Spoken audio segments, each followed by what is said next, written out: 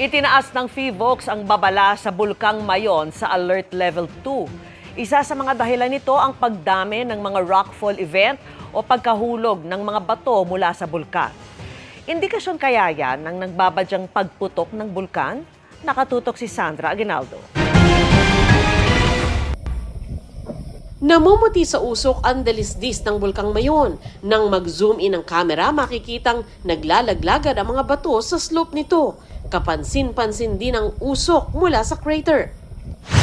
Kaya naman epektibo ngayong araw, ipinag-utos ng Albay Provincial Government na limitado muna ang ATV rides sa Cagsawa Ruins. Pansamantala ring ipinagbawal ang pag-akyat sa skyline sa Tabaco City at ang planting activity sa paligid ng Mayon. No activities, all types of activities like yung ATV rides, di ba? Yung tourist natin, attraction natin, and of course yung planting, medyo get away from that area. Mula Alert Level 1, itinaas na ang Alert Level 2 sa Mayon Volcano ngayong araw.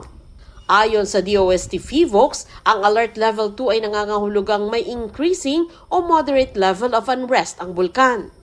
Nangangahulugan ito na merong kasalukuyang unrest dulot ng shallow magmatic processes na maring magdulot ng mapanganib na magmatic eruption.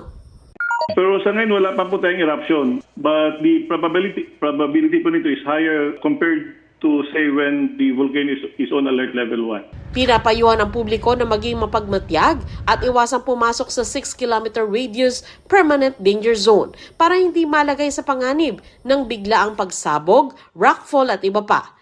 Isa raw kasi sa palatandaang tinitingnan ng PHIVOLCS ay ang pagkahulog ng mga bato mula sa bulkan.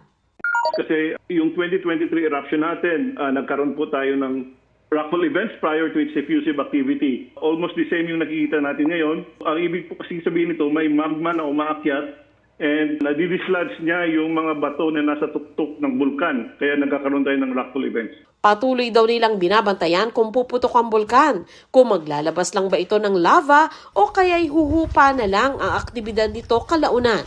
Sa ngayon, paalala ng PHIVOLCS, lagi naman pong pinapaalala ng PHIVOLCS na yung pag-iwas sa pagpasok sa loob ng 6-kilometer permanent danger zone dahil doon po nakapaloob yung lahat ng iba't ibang uri na volcanic hazards. Maaaring magkaroon doon ng PDC or pyroclastic density current, mga lahar flow or ashfall. Para sa GMA Integrated News, Sandra Aguinaldo, Nakatutok, 24 Oras.